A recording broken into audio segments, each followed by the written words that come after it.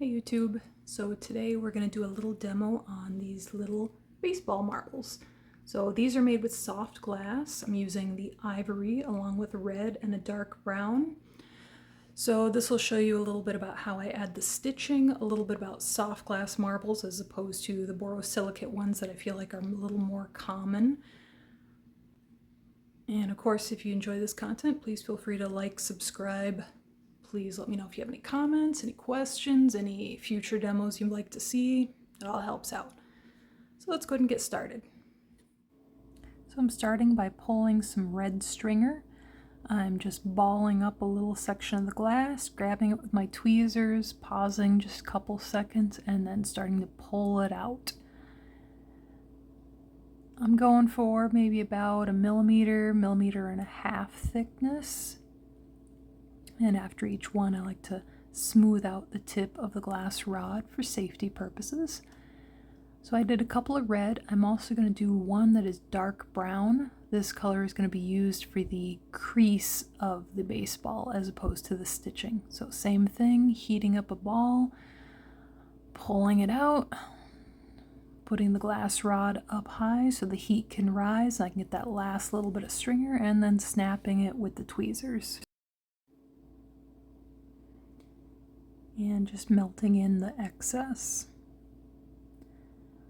Alright, I've just pulled out a 13mm piece of vetrofond clear that I've attached to a handle, and I'm going to attach some ivory to the other side. I had this garaged in my kiln, and I just kind of waved it around in the uppermost portion of the flame just to make sure it didn't crack for thermal shock, and I'm removing the initial clear handle. So giving it a little bit of heat, and I'm preparing to add an ivory overlay.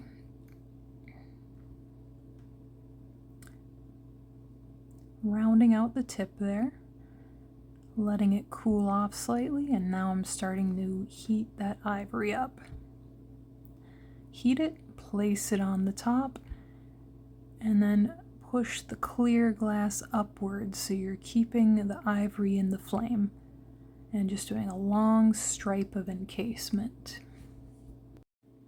You're just going to continue making stripes, get them right up next to each other as much as you can. You don't want any clear gaps showing.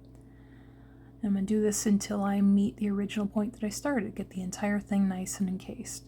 So why am I doing this? It's because I want the core of this to be stiffer.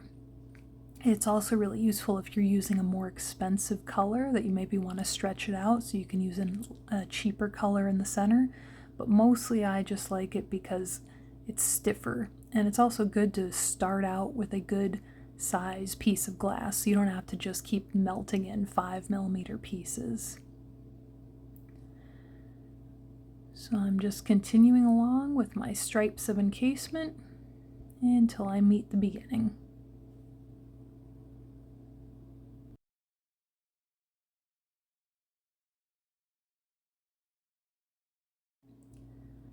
So once you have the entire thing encased, you're going to attach a handle of ivory to the other side. So now you have two handles you're working with, and we're going to start heating up this mass of glass. We're actually going to try and blend out these little stripes of the ivory. This is good for if you use any variegated glass. Makes it look a little less obvious where the brush strokes of it are. So I'm heating up the entire thing and I'm twisting. I'm actually moving both handles in the same direction. I'm just lagging one a little bit behind. So it's almost like you're making a twisty. This will also cover any clear gaps you might have just to make them a little less apparent. And you can also see that I'm starting to push both my handles together a little bit until the cylinder kind of turns into a roundish shape.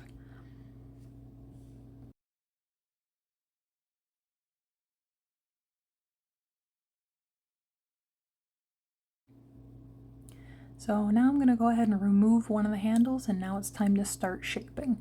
So you can see it's sort of kind of round-ish, but it'll take us a little bit of melting and the marble mold to get there. So I'm just heating it up, and I'm just kind of pushing it into the cavity that looks to be about the right size. I'm not using the rim to refine it yet. I'm just trying to get it into a roundish shape. So I'm heating it up. Now it's looking pretty round, so I can start refining a little bit more. So heating it up. This time I'm going to pause just a little bit before putting it in the marble mold. You want to let it get a little bit of a skin so you don't get like a crease mark from the edge of the marble mold. And just rotating it in. And then moving on to a slightly smaller one. That'll help you get it to a rounder shape. You do this as many times as you need to. You're only going to get one side around. You still have to fix the other one. So now we're going to go ahead and attach a borosilicate handle. So I let the ivory glass cool off a little bit, and I'm heating up the borosilicate, and I will attach it.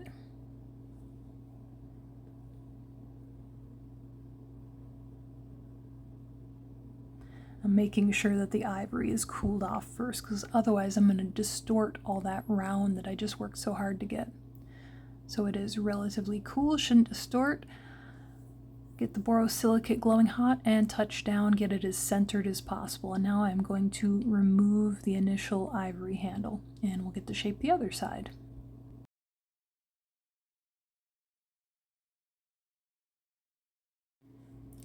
So now we're going to shape the other side. So just like before, I'm heating it up. I'm trying not to add too much heat to where that borosilicate handle is, so I don't want it to slump and flop around. Go ahead and rotate it inside of that mold. And if anyone's interested, this mold that I'm using, it's the Mike Close Bump mold. I really like it. It's nice because it doesn't have a super sharp crease to it. It's kind of rounded edges, so I think it makes it much easier. So highly recommended. So I got the shape to where I want it to be. And now I'm just going to get rid of the chill marks from the cool graphite.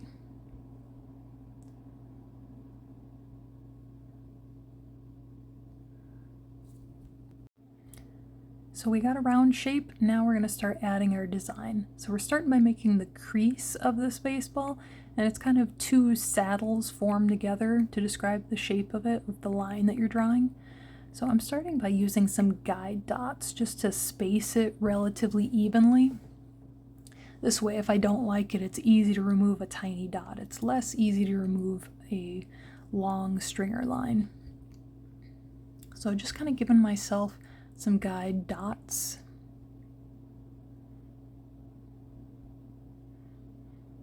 Keep them small just in case you do need to remove them. And now I'm just going to connect the dots. You don't even need to do this in one long stringer line. You can just do it little by little, section by section.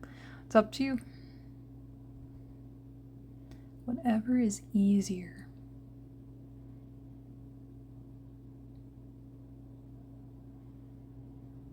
The only thing to look out for is when you go over the dots, you just want to make sure you don't have too much of a gap where the stringer does not connect to the ivory base.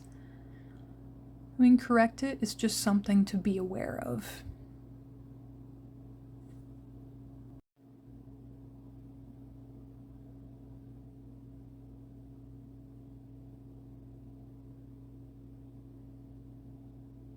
So now we got the line and we're going to start melting it in. I like to use a tool whenever I melt in my stringer to control how it melts in. So just in case there is a gap, like when we drew over those dots, any place where the stringer isn't fully adhered to the base. I also like to use a tool for this because I don't have to apply as much heat to the marble. I don't want to add too much because I don't want it to slump on the handle and I don't want to distort the round shape. So I just do it little by little as opposed to heating the entire thing. So just section by section until I have it all melted in.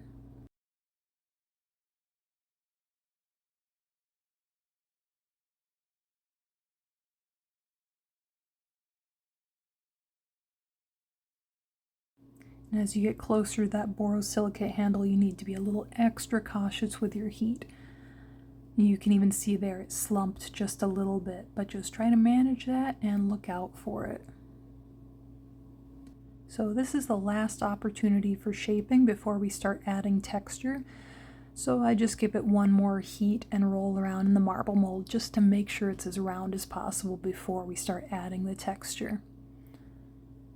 Just like before, getting rid of the chill marks. And now we are going to start adding in that crease. So little by little, section by section, just gonna heat up that brown stringer and just press it in with the scalpel, or any knife really.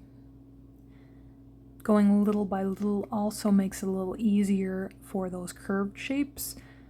Sometimes it can be hard to make a curved line using a straight scalpel. But little by little, heating a section and then creasing it. Again, making sure to be cautious as you get closer to that borosilicate handle because you don't want it to slump too much.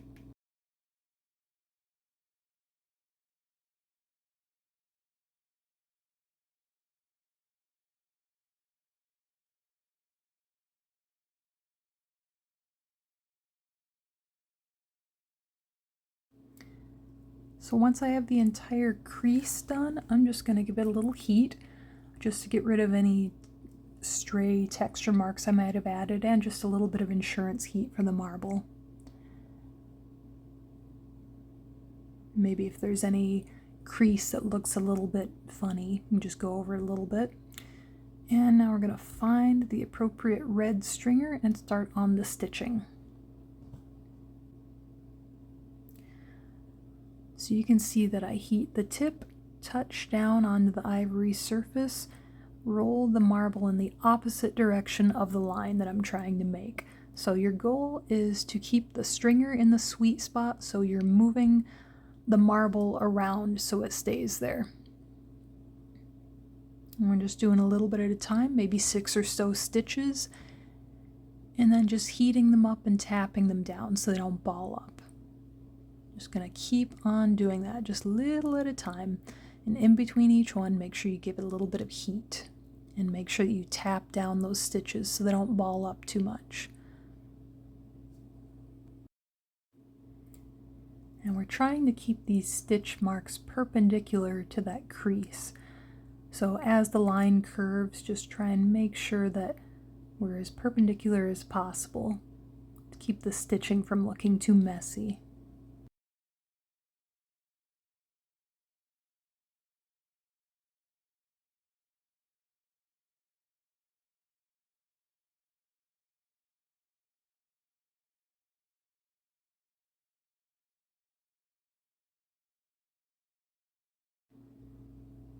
So here's a little zoomed up shot of me adding in that stitching. So you can see how the tip of that stringer glows orange right before I add it to the baseball. I'm just getting it hot enough so that it'll stick, placing it, and then moving the ball in the opposite direction of the line I'm trying to place.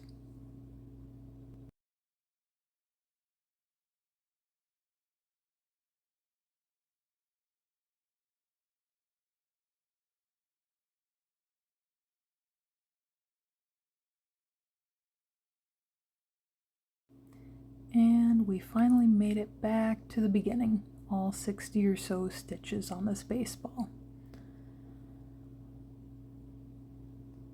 So once we're done with that, we're going to heat up the stitching and just press it down a little bit with a tool, just to ensure that there's no gaps where the red stitching doesn't quite meet up with the ivory. We're also kind of pressing into that valley where the crease is, because that is a spot that's susceptible to not a very good connection. So just again, little by little, heating up a section and just kind of pressing down with my tool.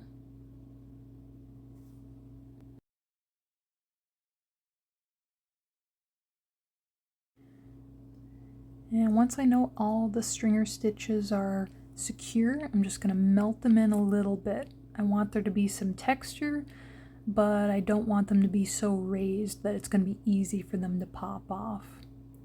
So just going over a little bit at a time, heating it up, Just enough to make sure each one's about halfway melted in, maybe even a tiny bit more.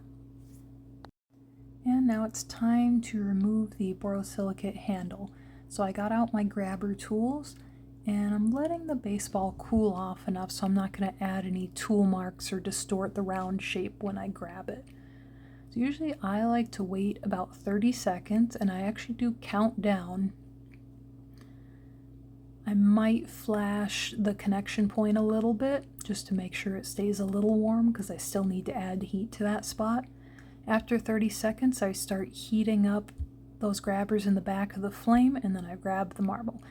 Now I'm going to heat the borosilicate punty, wait a second, and then slowly start to pull it out little by little. The boro is going to cool off significantly faster than the soft glass. The soft glass will stay soupy, so it's almost like you're pulling out a little boro plug out of the soft glass soup.